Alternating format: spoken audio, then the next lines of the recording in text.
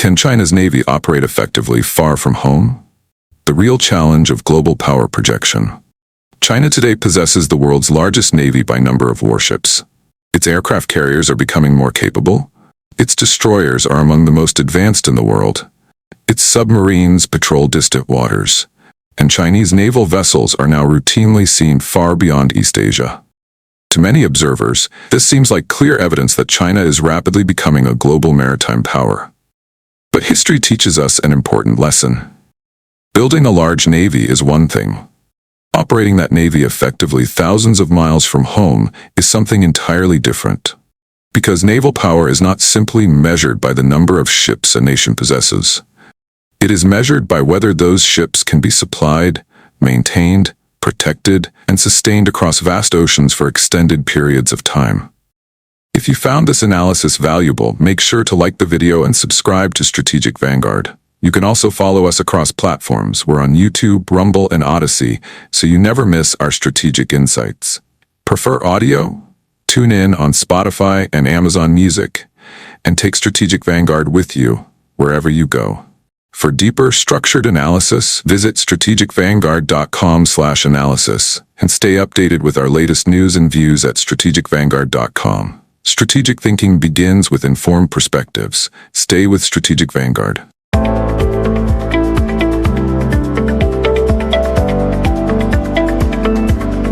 So the real question is not whether China has built a powerful navy.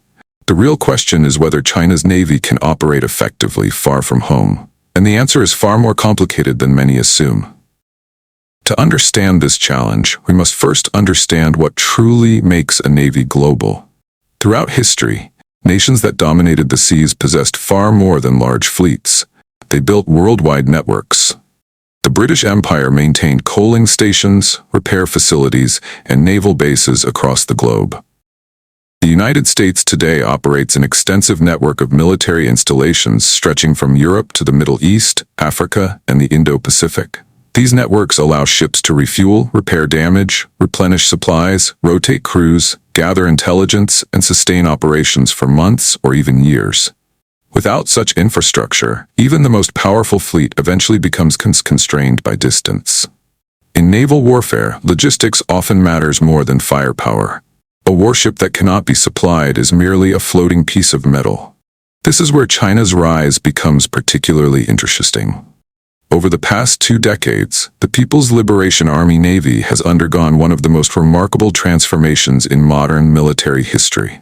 China has launched aircraft carriers, modern destroyers, advanced frigates, amphibious assault ships, and nuclear submarines at a pace unmatched by any contemporary naval power. Its shipbuilding industry has become a strategic asset capable of producing warships at an extraordinary rate. The PLA Navy now routinely conducts patrols and exercises throughout the Western Pacific. Chinese vessels participate in anti-piracy operations off the Horn of Africa. Carrier strike groups increasingly venture into distant waters. From a regional perspective, China's naval modernization has been highly successful. But moving from a regional navy to a global navy presents entirely different challenges. The greatest of these challenges is distance. Distance affects everything: fuel consumption, maintenance requirements, crew fatigue, communications, repair capabilities, supply chains, and operational endurance. A naval vessel operating near its home ports enjoys enormous advantages. Supplies can arrive quickly. Damaged systems can be repaired efficiently. Replacement crews can be deployed rapidly. Air support and intelligence assets remain readily available. A vessel operating thousands of kilometers away enjoys none of these advantages. Every spare part must travel enormous distances. Every logistical requirement becomes more complex. Every operational setback becomes more difficult to overcome. This is why many military historians describe logistics as the true foundation of naval power. For China, these challenges become particularly significant in the Indian Ocean. The Indian Ocean serves as a critical artery for global trade. A substantial portion of China's imported energy and commercial goods travels through these waters. Oil shipments from the Middle East pass through strategic choke points before reaching Chinese ports. These sea lanes are vital to China's economic security. Yet the Indian Ocean is geographically distant from China's core naval bases. Any sustained Chinese military presence in the region requires extensive logistical support. Ships operating there must be supplied across vast distances. Carrier groups require fuel, ammunition, food, spare parts, and maintenance support. Submarines require specialized facilities. Aircraft carriers require highly sophisticated logistical networks. This creates a fundamental strategic dilemma. China's economic interests increasingly extend into distant regions, but protecting those interests requires capabilities that extend beyond merely building warships. Recognizing this challenge, Beijing has taken significant steps to expand its overseas support network. China established its first overseas military support facility in Djibouti. Chinese companies have invested in ports across Asia, Africa, and the Middle East. Beijing has pursued access agreements and strategic partnerships that could potentially support future naval operations. Some analysts refer to this broader network as part of China's effort to secure maritime access points across critical regions. These developments represent important progress, but they do not yet constitute a mature global logistics architecture comparable to those developed by historical maritime powers. A handful of facilities cannot easily replace decades of accumulated infrastructure and strategic relationships. Building a truly global support network requires time, resources, political influence, and sustained commitment. There is also another challenge that receives less attention. Combat operations are fundamentally different from peacetime deployments.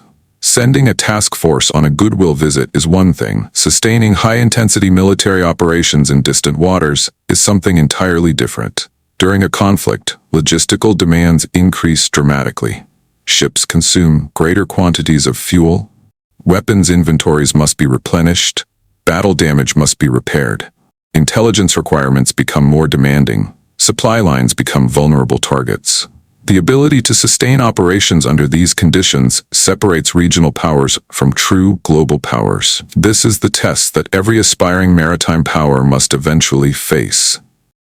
China's navy has undoubtedly become a formidable force. Its modernization has altered the strategic balance across the Indo-Pacific. Its capabilities continue to expand. Its ambitions continue to grow. Yet the transition from regional dominance to global reach remains a work in progress. China has largely solved the challenge of building warships. What remains uncertain is whether it can build and sustain the global support network required to keep those warships effective in distant theaters. Ultimately, maritime power is not determined solely by the number of ships a nation possesses. It is determined by whether those ships can remain operational, supplied, and combat-ready wherever national interests require them to be.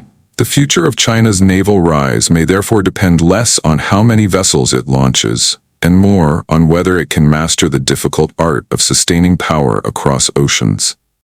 Because history has repeatedly shown that the world's greatest navies were not simply built in shipyards, they were sustained by logistics, infrastructure, and strategic endurance. And that remains the ultimate challenge facing China's quest for global maritime power.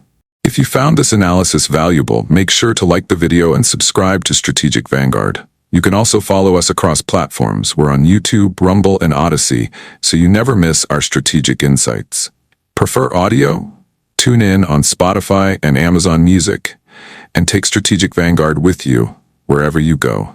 For deeper, structured analysis, visit strategicvanguard.com/analysis and stay updated with our latest news and views at strategicvanguard.com. Strategic thinking begins with informed perspectives. Stay with Strategic Vanguard.